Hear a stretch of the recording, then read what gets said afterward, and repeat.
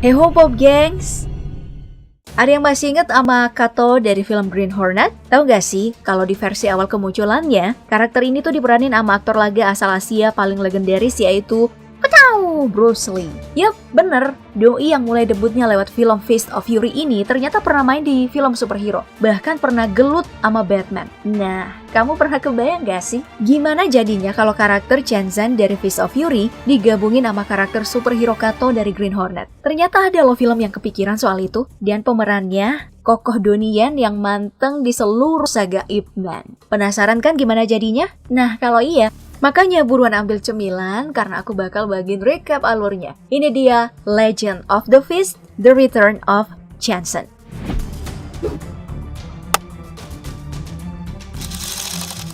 Setting filmnya itu terhubung dengan dua film lain yang tayang lebih dulu masih di masa Perang Dunia Pertama. Tapi ceritanya setelah kejadian di Fist of Fury yang dulu diperanin sama Koh Bruce Lee. Dan setelah kejadian di Fist of Legend diperanin sama Koh Jet Li. Nah, di akhir film sebelumnya karakter Chen Zhen kan malsuin kematiannya tuh. Nah, kalau di sini ceritanya dimulai sekelompok pria Cina lagi bantuin tentara Prancis ngelawan Jerman. Terus Chen Zhen di sana juga. Dan seperti di film sebelumnya, Doi kembali tampil dengan aksi kungfunya buat ngalahin para tentara Jerman.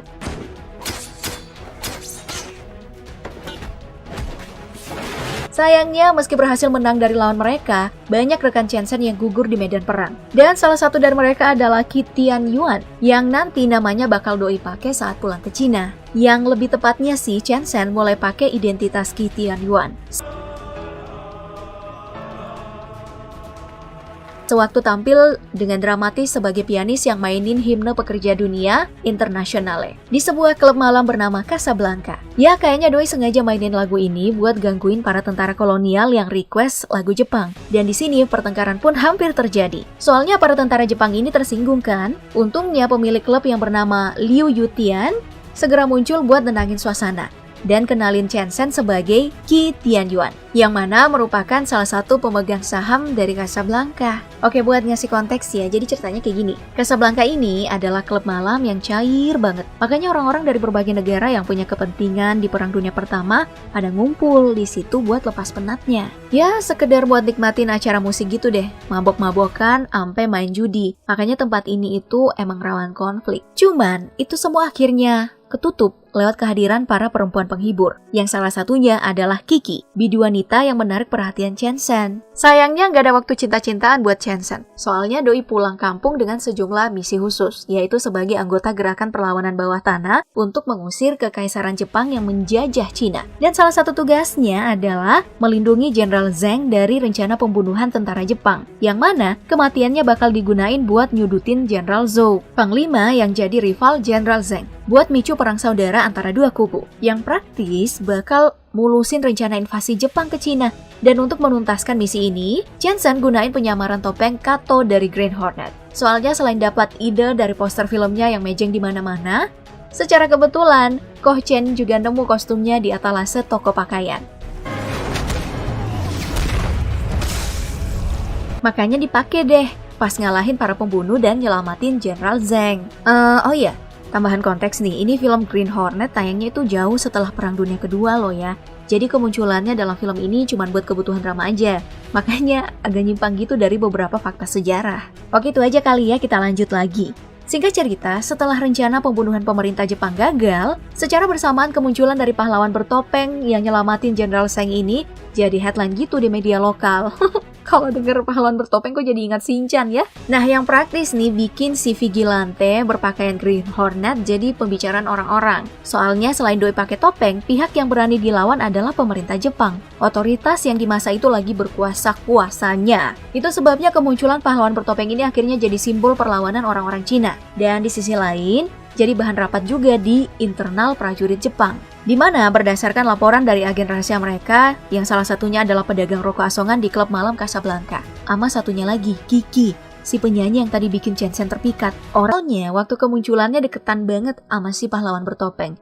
Dan seperti kalian semua udah tahu, Qi Tianyuan ini adalah penyamaran dari Chen Zhen. Tapi orang Jepang kan kagak tahu. Makanya si Kiki ditugasin buat ngedeketin Doski, supaya bisa mastiin apa bener pahlawan bertopeng dan Qi Tianyuan ini adalah orang yang sama. Ya, misi tentu aja berhasil. Itu jadi misi yang mudah buat Kiki. Karena Chansen sama sekali nggak tahu kalau penyanyi klub malam ini sebenarnya adalah mata-matanya Jepang. Apalagi sejak awal Doi kan emang udah kesemsem. Wah, di mana-mana gegara perempuan ya. Gak Samson, gak Chansen.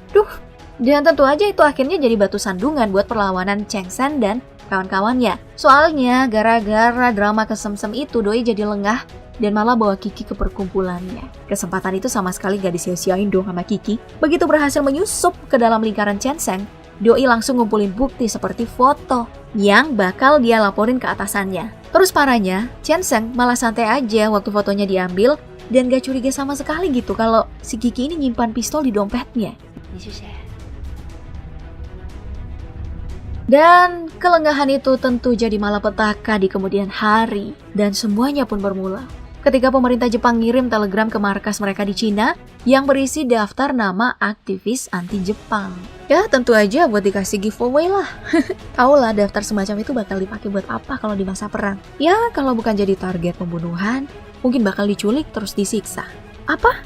Diculik dan disiksa? Kayak tahun 90-an dulu ya waktu di Zimbabwe ya. Nah, untungnya daftar itu bocor, tapi sampai ke orang-orang gerakan perlawanan. Dan mereka langsung manfaatin kesempatan itu buat jatuhin Jepang dengan cara terbitin daftar nama tadi ke koran lokal. Cuman nih, ternyata pihak Jepang masih bisa berkelit. Mereka datang ke Casablanca buat nunjukin soal hubungan pertemanannya dengan si pemilik klub malam, yang tentu aja bikin Master Liu jadi gak nyaman. Nah, momen ini pun jadi pertemuan perdana antara Chansen dan Chikarazai, Panglima Jepang yang ditugasin buat menumpas para aktivitas dalam daftar. Dan sepertinya mereka udah saling tahu, udah saling tahu soal identitas si pahlawan bertopeng. Makanya Chikarazai ini dengan terang-terangan nantangin Chansen buat nyelamatin semua orang dalam daftar. Dan gak butuh waktu lama sampai akhirnya para aktivis dalam daftar tadi mulai ditumpas satu persatu. Tentu aja Chansen dan gengnya gak tinggal diam.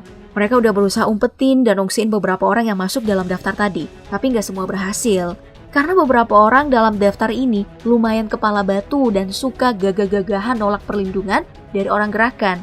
Jadinya ya mereka malah mati sia-sia. Hal ini tentu saja jadi kekalahan bagi pihak pemberontak. Apalagi setelah gagal beberapa kali membunuh target. Pihak Jepang akhirnya menangkap redaktur koran lokal yang mana merupakan salah satu anggota dari gerakan perlawanan bawah tanah. Dan pelakunya adalah adik laki-laki Chikarazai yaitu bernama Sasaki. Chansen udah usaha buat nyelamatin si redaktur, tapi Doi gagal.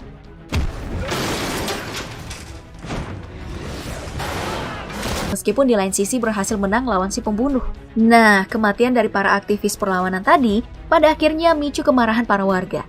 Sedangkan kabar kematian Sasaki membuat sang kakak jadi marah dan menargetkan si pahlawan bertopeng. Tapi masalahnya bukan cuma itu. Karena setelah Chansen menyadari soal keberadaan mata-mata Jepang di Casablanca, yang mana orangnya adalah si pacar sendiri dan si penjual rokok asongan, Chansen langsung ingetin Kiki buat menjauh.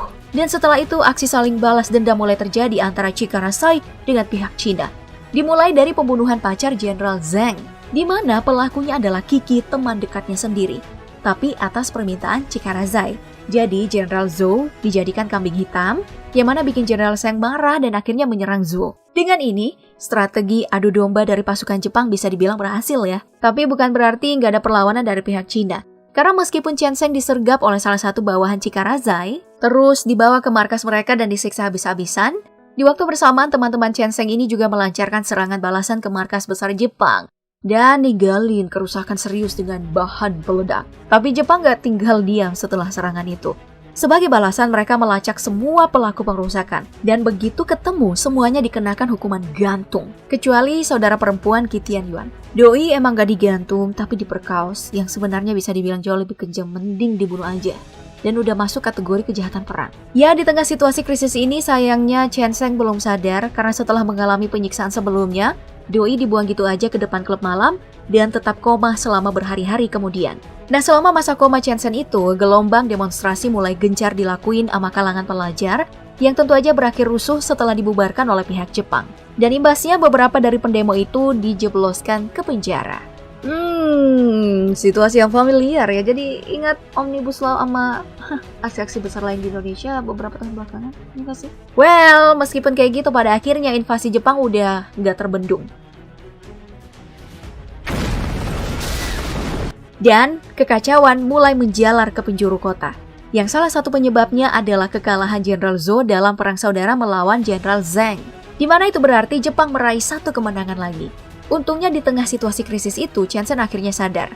Tentu aja dalam keadaan terpukul, karena selama masa komanya beberapa temannya gugur dan Cina udah di ujung tanduk. Nah, di tengah momen inilah tantangan dari Chikara-sai dan orang-orang yang diutus buat nyampein pesan itu adalah Kiki. Iya, si mantan pacar. Kiki, etang banget sih kamu. Yang udah mulai terang-terangan soal identitasnya sebagai antek Jepang. Nah, isi dari tantangannya adalah ajakan duel 1 lawan 1 di dojo Chikara-sai. Dan tentu aja tanpa pikir panjang, Chen Sheng iyain tantangan itu karena gak mau nyanyiin kesempatan buat balesin dendam teman-temannya yang pada berguguran selama proses invasi berlangsung. Cuman untuk duel kali ini rada berat dikit. Soalnya kan Chen Sheng milih untuk berduel tanpa topeng yang praktis sama aja artinya mengekspos soal kematiannya yang dipalsuin bertahun-tahun silam. Tapi ya nasi udah jadi bubur. Dengan hati yang udah mantep, gak ada alasan lagi untuk mundur. Diiringi sorak-sorakan dari para warga, Chen Sheng berjalan menuju kandang musuh tanpa rasa takut sedikit pun. Tapi maaf, sebelum adegan pertarungan puncak, ada jeda dulu nih buat kilas balik. Soal sejarah dendam Chikara-sai yang ternyata udah mulai jauh sebelum adiknya terbunuh. Dan ini ada hubungannya dengan cerita yang ada di Face of Fury versinya Koh Bruce Lee. Di mana sensei dojo Jepang yang dulu Doi kalahin ternyata adalah bapaknya si Chikara-sai. Habis itu baru deh masuk ke adegan gelutnya. Yang standar film kungfu lah, mereka yang mau berantem ngobrol-ngobrol dulu. Terus butuh satu pemicu supaya karakter utamanya marah. Dan untuk film ini, pemicunya adalah jasad temen Chen Sheng yang dibawa masuk ke dojo sama Kiki yang terbunuh di depan matanya. Begitu semua kejadian itu selesai, baru deh gelutnya dimulai. Dan orang pertama yang Doi lawan adalah bawahan si Chika. Kenapa nggak dari tadi aja aku panggil si Chika ya? Bagus ternyata. Nah, bawahan si Chika yang dia lawan adalah orang yang dulu nyulik dan siksa dirinya. Plus si bangke ini juga yang habis memperkosa adiknya Koh Qian Yuan. Makanya tanpa Fafifu, orang itu langsung diajar sama Chen Sheng. Mukanya dibonyokin, terus bijinya dihancurin. Mampus biar mandul sekalian.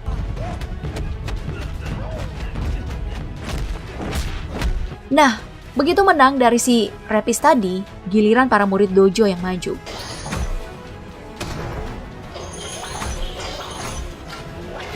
Tapi bahkan dengan jumlah sebanyak itu, gak ada satupun dari mereka yang bisa nyentuh Koh Chen Sheng.